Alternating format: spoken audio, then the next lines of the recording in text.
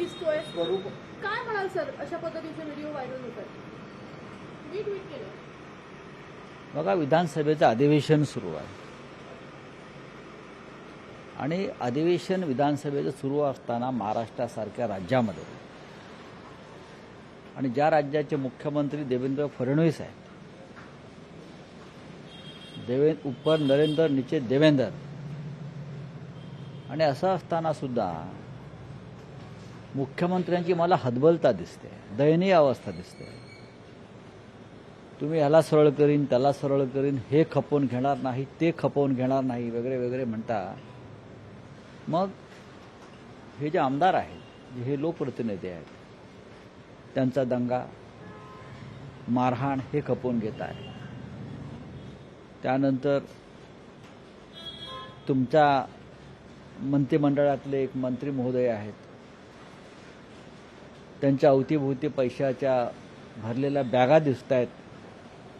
निदान हे काय आहे हे तरी सांगावं जनतेला.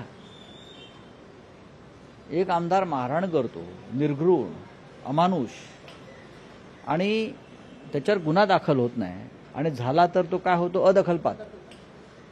उद्या मी जर एखाद्या मंत्र्याच्या कानफडात मारली, कोणी जाऊन मारलं, तर कोणत्या प्रकारचा गुन्हा पोलीस दाखल करतील मला सांगा ना.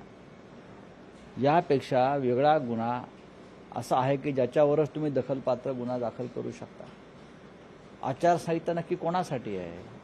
किंवा इंडियन पिनल कोड हे आमदार, खासदार, मंत्र्यांसाठी नाही का? आणि असेल तर ती विरोधी पक्षाच्या आमदार, खासदारांसाठीच आहे का? ज्या प्रकारचा पैशाचा प्रदर्शन आम्हाला दिसतंय महाराष्ट्राने पाहिलं, त्यात माझा काही संबंध नाही आहे. कोणीतरी पाठवलं, मी म्हटलं काय आहे? आधी मुळात मी त्या मंत्र्यांना ओळखलंच नाही, कारण सध्याचे मंत्री हे ओळखावे असे नाही आहे की हा आपला मंत्री आहे, कर्तबगार, आदर्श, असे मंत्री वाटत नाही. त्यावेळी मंत्र्यांना ओळखले नाही, पण कोणीतरी म्हटलं ते मंत्री आहेत. आपण सगळ्यांनी दाखवलं ही राज्याच्या मुख्यमंत्र्यांची जबाबदारी आहे.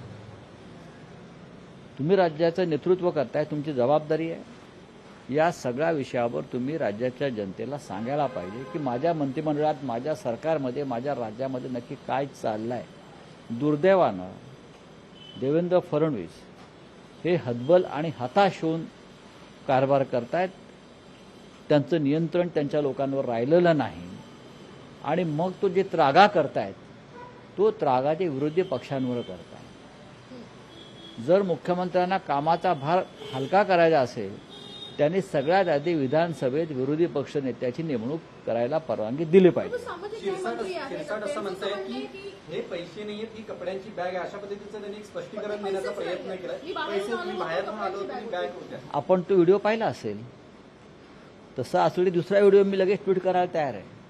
अजून काही पुरावे किंवा बॉम्ब नाही, ती जर पैशाची बॅग कोणाला दिसत नसेल तर पैशाच्या इतर बॅगांचे व्हिडिओ आणि इतर मंत्र्यांचे सुद्धा मी द्यायला तयार आहे. हा टीजर होता. नक्कीच. लोकशाही मराठी ऐका, पहा, जागरूक रहा.